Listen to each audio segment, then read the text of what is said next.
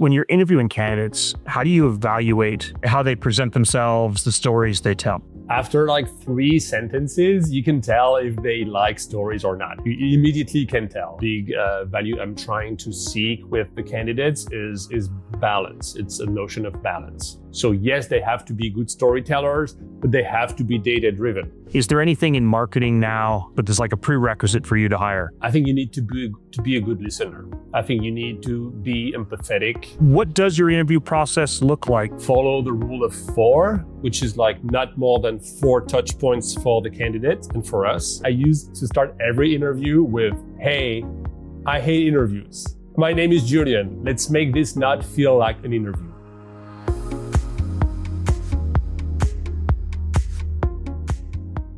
Welcome to How I Hire, the podcast where we talk with senior go-to-market leaders about how they find, vet, attract, and grow new talent. I'm Andy Mowat, founder of Whispered. Today, I'm joined by Julien Sauvage. Julien, welcome.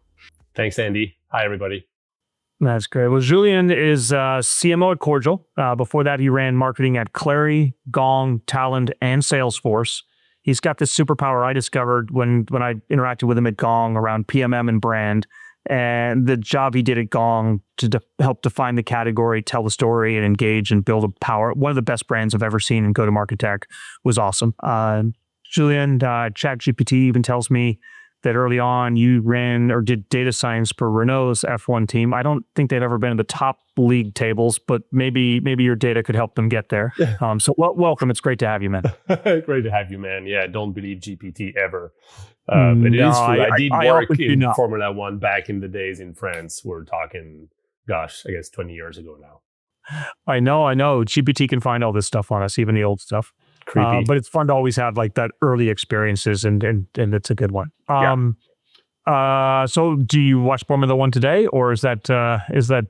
I don't. It's completely gone. It was a passion of mine back in the days when I was working with Renault, and I don't know. Since I came to America 2012, I kind of lost track of the F1 stuff. So yeah, I'm not following anymore. Too bad. No, me neither. I got an earful from my sister, who's a huge Formula One fan. So it's good. Nice. Yeah. Well, given how great you are at storytelling, I'd be curious, when you're interviewing candidates, how do you evaluate how they present themselves, the stories they tell? Yeah, I think it starts from the get-go, right? Like typically you have those like warm-up questions or even like small talk, whatever type thing. And after like 3 sentences, you can tell if they like stories or not. You immediately can tell. If it's like, hey, I'm Julien, how are you doing today? And they'd be like, hey, I'm Jane or John. I'm doing well because the weather is nice and my cat is not sick anymore. Then it's like very flat. But if it's like, hey, I'm Jane or John, and I woke up this morning and I felt awesome. And here's why, because compared to yesterday, this is what I did. And like, you start creating that contrast. And then immediately, as I said, after like less than a minute, you can tell if they're like actual good storytellers, even at the most basic, trivial level, right? So I like that. I like kind of like gauging how people interact with me at any point during the interview process, for sure. I love that. So obviously you run all of marketing at Cordial, and you've run it at other places as well, not just the brand side. What are all the different personalities that you need to hire within marketing, right? Like, is storytelling something that you look for in every candidate for every side of marketing, or is the demand gen side less important? How do you evaluate that side of things for candidates in marketing? Yeah, it's a good question. I think a big value I have in life and at work, and a big value I'm trying to seek with the candidates is balance. It's a notion of balance. So I don't think somebody can come in for like a demand gen role and be like, I don't really know the story. I'm just a data number, a number guy or a guy. Like, that doesn't work for me. Or at the same time, you have a PMM person or a brand person who's like, I'm great at building stories, but I don't really know the data aspect. Like, I also don't buy that. So I think it always works with the left and the right brain, right? So you need to find candidates who can strike some of that balance. So yes, they have to be good storytellers, but they have to be data-driven. Yes, they have to be creative, but they also have to be pragmatic. Yes, they have to be strategic, but they have to, push the pace and work fast. So it's hard to find and it's hard to assess sometimes, but that aspect of like balancing things and the strategy and execution aspect of the brain is something that I really try to assess when I interview people. I love that. I think you're right, because otherwise you end up with these little silos in marketing that are just no fun. 100%. How do you, are there skills that are just prerequisites now? Like I'll give you one is, I need basically, if I'm hiring in the RevOps world, I need you to be able to understand SQL and speak in that language and understand the data. Is there anything in marketing now? Maybe it's AI, maybe it's something else, but there's like a prerequisite for you to hire. It's a good question. I would say I would go with like more a soft skill type of thing. I think you need to be a good listener. I think you need to be empathetic, be attuned to your buyer, your market, and just not be in pitch mode and trying to impress. I think you need to be able to kind of like shut up sometimes and just listen to the trends, listen to the buyer, listen to the prospects, listen to the AEs, like internal, external voices. And then you kind of process all of that stuff. And then you turn that into assets and content and programs and activations and all the things that make marketing great. But it starts with the ability to be a deep, active listener. That's what I think. I like that. Okay, so taking a step back then, how do you, as you take over CMO at Cordial, how are you thinking about the exec alignment and what is necessary to, before you start building out whatever's missing within your marketing team? Yeah, I think it's the usual kind of like you need to build the plan and the outcomes before you build the org chart, right? Like it's the what and the why before the who type thing. So I always start with outcomes.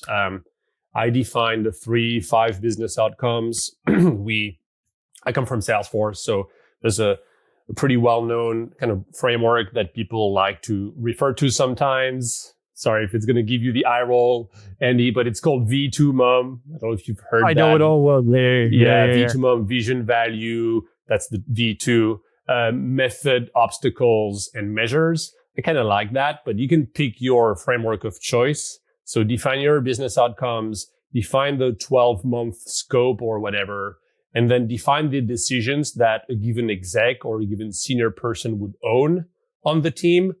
And once that's done, then you can map the actual team, the org chart, the open heads, the budget, the 30, 60, 90-day tactical plans and whatnot. So it's always starting with the last slide first and the end in mind, I guess. I like that. So how did you, when you took over the team, how did you figure out like, where did I need to fill in holes or add to it? How did you evaluate that? And what was your first, if you've made one yet, like senior hire? Yeah, so like I like scoping the team around 3-4 outcomes. Typically, I like talking about create, capture, and convert demand. Create, capture, convert. It's not new. This is industry lingo, right? I think it was made popular by maybe Refine Labs back in the days. I'm not even sure. So create, capture, convert. So typically, I kind of like assess the business and like map basically the KPIs and almost like have a color code, red, yellow, green, across all the sub dimensions of create, capture, and convert. Create would be how much are we growing our audience on the channels of choice? Is our ICP following us? Is our media share of voice higher than competitors? Are impressions hitting the mark? Like those are create demand type of measures. Capture would be, are we sourcing pipeline? Are we influencing pipeline? Are deals moving the right way?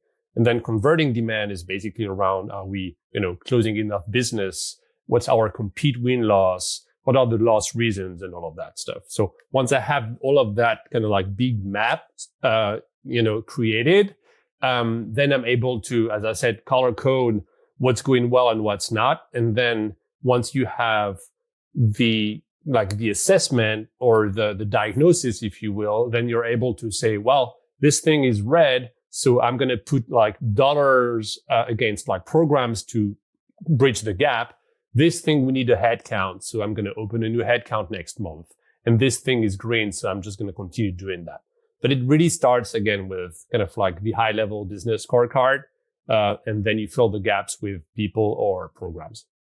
How do you think about, obviously fractional is a big portion of marketing, or at least a lot of if you think of like where do people use agencies and things like that, marketing is probably one of the biggest. Yeah. How do you think about full-time hires, AI outsourcing versus fractional when you're thinking about your team design? Yeah, it's such a tricky question, right? I think it really depends on the function. I would say there's a few key functions that I wouldn't give to a consultant or like a fractional person. And that might be controversial. Maybe people will hate me for that, but it's fine. I stand by it. I think you need to have an intimacy with your company and with your execs and with your brand to own things like, corporate marketing, brand marketing, even PMM. Those are really hard things to outsource. Now, if you have a head of PMM in-house, then that person might want to hire a PMM consultant to go and like create a bunch of PMM assets and own the next product launch and release marketing and all of that. But I fundamentally believe that the story you're going to tell to the market is going to be just better told if it's told by somebody who is completely 100% invested in the company today and who's a full-time employee. So I by the way, I 100% agree with you that. do? I don't think, yeah. I don't think fractional can do that. I think there are certain areas like within RevOps, I always said, I'm totally fine outsourcing the technical build, but not the strategy of what will that object do and what are the business requirements. And I think it might be similar. It's like the production in marketing, I feel like could be out, but the strategy, that stuff needs to live with the company. Yeah. It's not to, I agree. It's not to say that like consultants cannot be strategic and they're just like order takers and they're just executing on the strategy that in-house person would have dictated, right? I don't think that's the case. I think you get poor results and outcome if you just outsource the tactical last mile type stuff with your agency. It doesn't work that way. It has to be like every strategic person has to execute and every person executing has to go up to the strategy level, right? That's the way. But I think it's more in terms of like, you got to breathe and leave the values of the company and really embrace the voice of the company. And there's no real better way of doing that than being the full-time employee. That's kind of, it's less at the strategy or execution level, and it's more at the deep, almost like identity level. Like I'm a full-time employee at this company. As such, I'm going to care even more. And then I'm going to carry both strategy and execution forward. And I'm going to do that maybe with external consultants or not. Is there anything default that you bring in external folks for? I do. Yeah. I mean, I try to have in-house design and creative marketers, but if it's, I know these are always a little more hard to get from a headcount standpoint because your CEO doesn't quite see the value of a beautifully designed asset unless they come from marketing themselves. And so, whenever there's a headcount, it's easier to get a campaign person than a designer. It just is. So because of that, it's sad but true, right? I tend to work with design agencies and creative agencies a lot for sure. PMM consultants sometimes for like one-off projects, as I said. I like to not outsource the demand aspect as much, nor the content aspect as much because of that DNA, like belief. An identity thing I just mentioned. So yeah, it kind of depends on kind of like the function. We're outsourcing all the MOPS aspect today at Cordial, all the marketing ops, and that's going really, really well. I'm really happy with the agency helping me there with all the Salesforce backend stuff and all the jobs and whatnot. So it kind of depends on the scope and the function, to be honest. That's interesting on MOPS. I have a 150 million ARR company I advise, and they outsource everything in MOPS. Oh, yeah. And it's like, and the answer is every problem, you always hear if you have a hammer, everything looks like a nail. Yeah. They're kind of on everything is solvable by HubSpot custom builds. So they built so they have a system where they add 1 million signups a month. And so they'll add them all in and then they'll remove them all to keep underneath the contract. And I'm just like, that's not scalable. Yeah. No, for sure. Sometimes like mobs can be over engineered, especially if it's like outsourced. And then it just becomes very like patchy and doesn't scale. But for our scale of the business and where we are today, I'm fine outsourcing the thing. And my strategy, my consultant is very strategic. So it's working. I love it. You want to give a shout out on who a good consultant is? Any good consultants? His name is Elliot, and he has a consulting gig called Digital Rubik's. They're all like Salesforce implementation and ninjas type consultants. They're great. Well, hi Elliot. We'll definitely send some business your way then for sure. Okay, so say you have a senior role on your team. Do you post? I know you and I actually met right as you were joining, and so you understood the concept of whispered and whispered roles. Like, do you post those roles? Do you work them through your network? Do you work them through your recruiter, like your VCs? How do you find senior, to call them like VP or up roles? Yeah, it's a little sad, but I rarely post VPs and I don't hire for C-level myself because I'm a C-level myself, but I rarely post for VP roles. For sure, it comes the inbound really comes from, or like the demand, I guess, the candidates come from targeted outreach, from operators network. A little bit like my personal brand. I'm an active LinkedIn contributor like you are and like many, but it's oftentimes not like posted, which I know isn't great. But that's why you created Whispered in the first place, right? So that's exactly right. I mean, I think it's like we deep down want to, but it's like I've watched these people get 2,000-3,000 applications. If you were to post that on LinkedIn, given your brand, it helps you, but it also can make it really hard. And it's like, your talent team can spend their time saying no to unqualified people versus finding those gems in the first place. So it's like spearfish. It's what we've all dealt with ABM, right? It's spearfishing versus like just casting this huge net and dealing with a lot of things that don't fit. So I'll tell you, man, like the last time we posted, it was, we posted last week. There was a new open role on my team. So PSA on this one. But the one before was, I believe, in May or June or something. And it was like a senior manager level. So like not super senior, but not junior either, kind of like in between. We got over 3,000 applicants, and we're not OpenAI. We're Cordial. Our brand is good, but we're not like as massive as others. So, and then of course, what that means is that you have to sift through all these resumes. It's a ton of work and time for me, for the talent person. It's a lot of like disappointment for the candidates, and it just seems like not the best use of anybody's time. So it's also from a brand perspective too. You're saying no to 22,994 of exactly. them. They're like, God damn it, Cordial. Those Cordial guys and gals. Yeah. So it feels like on all dimensions, it's a broken system. We're trying to fix it in the right way. And I'm sure we'll take some arrows, but every role that a company gives us that we can push outside our walls anonymously is really fun. Yeah. I think you're really onto something for sure.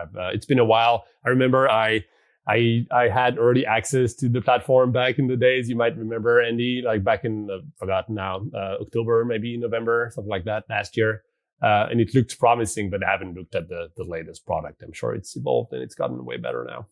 No, we'll geek out on it. Okay, so so you let's just use that 3,000 people as an example. Somebody wants to get through to you, Julien.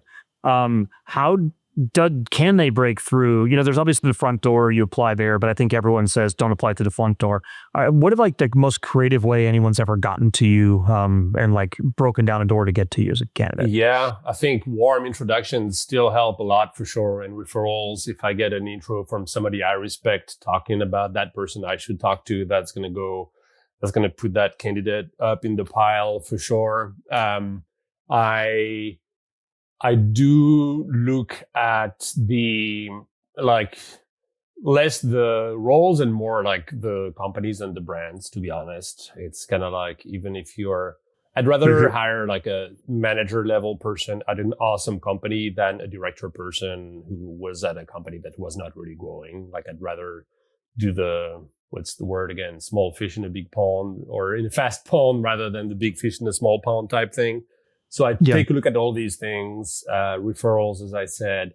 And then like, honestly, sometimes people do surprise me with their creativity in their outreach. And then I just have to give them a shot. Like not necessarily go talk to them, but I would pass their resume on to the TA person and be like, hey, that person like, it's obvious. It's not just AI bullshit. It's like they really they spent time thinking about the role, thinking about the company, thinking about how it would work, how it would be to work with me. And because of that time they obviously invested, we should, pay them a little respect and at least take a look at their resume.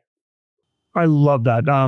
You said something interesting around valuing the companies they're at. I'm big on that. I think we coach a lot of people. Like, listen, if you've had 4 no-name companies in a row, it's going to get harder and harder and harder as you go. Yeah. I oftentimes will tell people, like, listen, if you have a bunch of no-names, go take a step down to go to give your name. I'm seeing a lot of people do that in this market, and it will help. And then if you're really good and you can rise at that company, and you can kind of make that up and more. But I do agree. We actually are AI. Every one of the 1,000 or so people that are applying to Whispered every month, it goes out and it looks at the companies they've worked at, how long they've worked at them, are they investor backed, what are the followers on those, and so we're trying to proxy that. But I think it's definitely something that matters. I had a VC talent partner. We send them like people in our exec directory, and they said I need to see the last 2 companies they've been at, and I was like, wow, okay, so it's like these do matter. And if you're at no-name companies, I think a lot of people mispick a couple times. I mean, you've done the opposite, which is you picked like amazing brands. One thing I do also find though is people can take a risk. Like if you've been in great brands, you can go somewhere that is maybe not as great, take a risk, and if that pays off, then you could take. Like I did that at Culture Amp, where I was like at Box, and I'm like, okay, I went to Culture Amp, it was $4 million and $5 million in revenue, and we turned it into a unicorn, and then that paid off for me. And so I do think you can take those risks, but you can't keep missing on brands, on companies. Bingo on the risk aspect. Like I gotta say yes. Like now, after the fact, cool, Salesforce, Gong, Clary, all these companies look amazing. But when I joined Gong from Talend, it was a leap of faith. It really was. Back in 2020, Gong was small. I was a VP at Talend, publicly traded company. I had a team of 25 PMMs. And then Gong was like, hey, I'm going to like have a team of 3 people, and I don't really know. And the brand is whimsical and weird, but I like it. Like, it was a leap of faith. It was a risky bet, but it paid off, right? So I think there's something to be said about, yes, it's the brands you worked with, but also were you able to take a meaningful bet or a risky bet, and did that pay off after? Like, that's a big signal for me. What gave you the confidence to take that bet with Gong? I don't know, man. That's such a good question. I'll tell you, for me at Culture Amp, it was I basically looked at their NPS, it was off the charts. Yeah. And I looked at their HubSpot instance, and the number of people signing up for just things was just mind-boggling. So I said to myself, I can run inbound at scale. I can basically optimize the funnel for the next 2 years and look like a hero. Yeah. So for me, it was a metrics-based bet. Plus the person I would work for was really good. But I'd be curious, it's like, was there anything, because we tell people to take risks, but like you and I took them and they paid off. I'm sure there are people that do and don't, but like, was it Udi? Was it Aaron? Was it like who? Where was it? Was it Amit or somebody like that? Yeah. I was a big fan of Elon, one of the co-founders with Amit, the product guy, right? He's CPO, still is CPO today.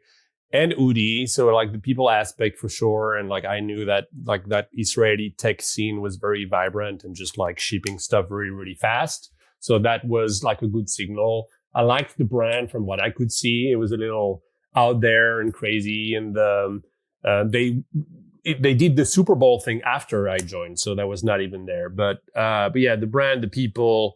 And I came from Salesforce, so I kind of came from that space. I knew what was broken, like what workflows we wish we had back then. And so the fact that Gong, at least in the V1 of their products, like basically a call recording type of product, right? I knew that that was really solving for a tangible, palpable pain that Salesforce couldn't solve for. So I felt the PMF right away. So people, brand, and PMF were like the reasons why I made the jump. I love it. I saw that the world was going to change with recording. I just picked the wrong horse and bet on chorus. But I've now become friends with all the Gong people. There you go. I don't know. And I don't know if you were part of it, but that SF Jazz like small event was one of the most amazing events I've ever been. That was right before I joined. I remember with I think Steve Kerr was there, maybe, right? I think it was, but it was coach. I'm shocked that more people don't rent that space out. It's such a great space. I go there. I'm a jazz lover. Side note, but I love jazz and I love SF Jazz. If you're in SF or in the Bay Area, go check out SF Jazz. That's my shameless plug. I think it's a fantastic venue.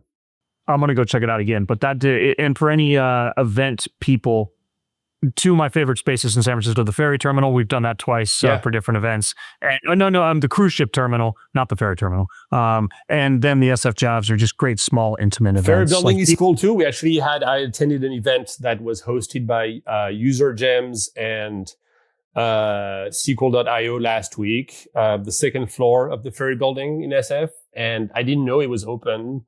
And it was great. It was awesome. Everybody had a good time. It was a really great venue. I love it. Well, let's shift to interview process. Like, what does your interview process look like? Do you have beliefs and philosophies on how to run a great interview process? Of course I do. Yeah. I like, let's see. I think the headline is, I want the experience to be joyful and valuable for the candidate as much as for us on the hiring side. It shouldn't be something that stresses you out. It shouldn't be something where you feel like you have to show up and be all scripted and perfect and all of that BS. Like I hate that. So I think my process tries to follow the rule of 4, which is like not more than 4 touch points for the candidate and for us, so that it's, reasonable. It's work on both sides, but it's not crazy amount of work. And we can kind of keep the timeline pretty short, right? So typically screen interview with the TA person, then hiring manager interview, and then another cross-functional interview, and then a panel with like a one-to-few type of presentation. And typically that's it. If we need to have the person go and interview like the CEO or the co-founder, cool, then it'll be a rule of 5, but that's kind of it. So trying to like streamline the process, keep it light and fun on both sides, very cross-functional. Marketers are just meant to be connectors, right? They're just people. And so as such, I try to bring in CS and sales and product into the panels or into the hiring process. So that's kind of my 1, 2, 3, 4, 5 type of like touch point process. And then I'd say throughout, I try to set the tone. And I don't really do that anymore. Maybe I should, but like I used to start every interview with, hey, I hate interviews. My name is Julien. Let's make this not feel like an interview, because interviews are fake. They're scripted. They're disgusting. And you're not going to, give me the best version of yourself. And I will not give you the best version of myself. So let's just like chill a little bit, remove any hat and be ourselves. Okay. And candidates like that. And now they feel like, their shoulders drop and they can just be themselves. So that's my high level. Try to push for more authenticity and less corporate bullshit. I love that. I mean, honestly, if you make a candidate comfortable, they may share stuff that they wouldn't otherwise. And so I would take people out to lunch. I'll take people to a restaurant. I'll just have let's get to know each other type of thing. For sure. So I like that a lot. Well, guess what? You're going to be working with that person. So like, if you don't like them as a person, then you're going to be miserable. They're going to be miserable. It's not going to work out, right? So you got it. The person stuff has to work. Yeah. Okay, so you don't use that interview question anymore. Do you have a favorite interview question now, Julien? Do I have a favorite interview question? Yeah, I mean, it kind of depends on the scope and the work and the function, to be honest. But I like for marketing, there's too many like safe marketers out there. So I typically like asking things like, what's the riskiest bet you've taken? Or what's the biggest failure you've faced? Or something like that. Something that would show me their boldness and bold thinking, but also their self-awareness and ability to like, self-reflect on the wins and the failures. So I like to keep it really high level and ask these questions. If it's not a marketing person, like I happen to be doing a one-on-one with like the next CRO or whatever, I would be asking more about like transformation type of questions. Like, tell me about the time you changed your company's narrative and your company's trajectory and how you measured impact while doing that. So more like the before and after type of story. I love that, man. That is very cool. I'm sure as a marketer, you're thinking a lot about AI. You can't have a podcast now without talking about it. But do you use AI at all in the interview process at Cordial? Yeah, you know what, man? I was thinking about this as I was prepping for it. And I was like, I'm going to be honest with you. We actually don't use AI during the interview process. Maybe the talent acquisition people use AI to like streamline like candidate resume screening and whatnot. I, as an HM or as part of the hiring process, I actually don't use AI. I would, maybe it's a mistake, but yeah, I still try to keep it very like human interaction based. I do have my scorecard and I have like a system in place, if you will. So it's a mix of qualitative and quantitative assessment, but there's no real AI as part of it yet. The best one I heard so far, we had the COO of Fathom on, and he said he asks a question, something to the effect of, I'll have to listen to it. I'll send it to you too, but it was a really good one. He basically asked something around what would the people that you worked with say the most about you, and tell me who those people would be. And then he uses the AI to source the references he asks for at the end. And then when he asks those references, he'll say things like, hey, so-and-so said you'd actually give them a 6 out of 10 on this thing. And then that opens the people up from only saying good things to opening up bad things. So I thought that was a really good use of AI. That's a cool use case. Well, you could argue you could do that without AI. You can just get back to your notes. But yeah, for sure, AI as a summary mechanism is helpful. What I will say though is I always ask questions about AI. Like I want to get to concrete examples of how they use AI in their day-to-day workflows today, whether we're talking marketing or sales or RevOps or CS or what have you. I wouldn't hire somebody who's not AI curious or AI literate today. Like that's just not going to happen.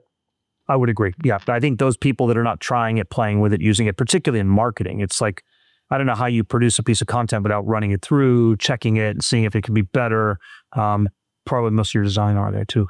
Do you have any fun processes, given how passionate you are on stories and authenticity, any fun ways to close a candidate that you've seen work really well, or like anything fun there?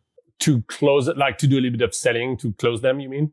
Yeah, exactly. Yeah, I think that's a good question. I think I try to be very real. Like just very honest. Like that's how I am anyway, whether you like it or not. Like it's just, I'm French, right? Like I just tell you how it is. And if you don't like it, cool, you can keep walking and goodbye. So I try to paint the real mission, be very real about like, hey, this is not like a dream job, because there's no dream job. Like that's just a myth. It does not exist. Here's where the company is at today. There's awesome stuff and there's challenges. And I'll just try to like give them the real good, bad, and ugly, I guess, reality view of the company.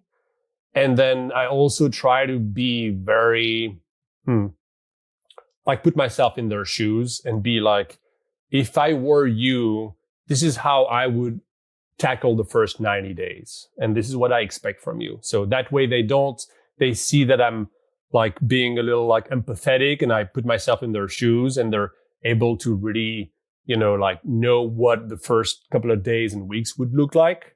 I think that's how I've managed to kind of close them. It's basically by being very, very honest and transparent and on what works, what doesn't, and the actual expectations of the job. I remove all the fluffy stuff and the mission-driven stuff when it shouldn't be there. I try to be, I guess, approachable, authentic, and casual about it. I love that, man. I love how direct you are. It's really refreshing.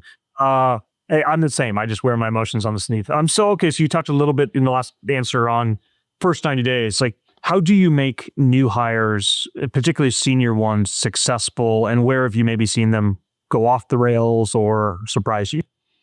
Yeah, I mean, it's a good question. I think the 30, 60, 90 day thing has become completely commoditized, right? It was like the best selling book 10 years ago. And now you just go to GPT and you can have a good solid 30, 60, 90 day plan.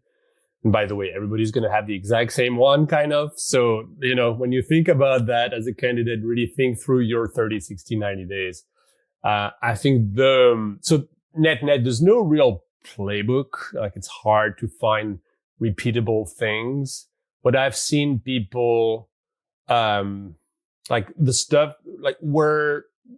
that I've seen go off the rails would be people spending too much time in strategy land and just like craft the perfect plan, but also like take so much time that they wouldn't have one or two quick wins under their belt, right? Yeah. And like there's impatience in tech, and your CEO has to be impatient. That's the nature of the job. I'm rather impatient myself as a person. Like I want to see the results. And so I try to guide and coach my new hires to kind of like, again, balance, back to that notion of balancing things. Balance, like, yes, strategic thinking and long-term planning and being transformative and changing things with like 2, 3, 4 awesome quick wins they can point at in the next 6 months. And I think that's the recipe for success or for failure. If you stay in strategy land, people are going to think you're too slow. And if you stay in just like execution mode, then people think you're not strategic enough. I couldn't agree more. Yeah. It's the first 90 days. But I think what you said is, the 30, 60, 90 commoditized by GPT is not something I thought about, but you're right. It's like everyone's just going to feed it in there and it's going to get it. And then we wove AI into the podcast in some way. Yeah, there you go. Yeah, that's right. Yeah, we did. Well, Julien, thank you so much. This is amazing. I love that every year or so we connect and the journey that you're on is amazing. I think you're one of these marketers that's I've been touched by your marketing at many of the companies I've been at. So thank you so much. And I'm excited to share this with other folks. Thanks for having me, Andy. Good stuff.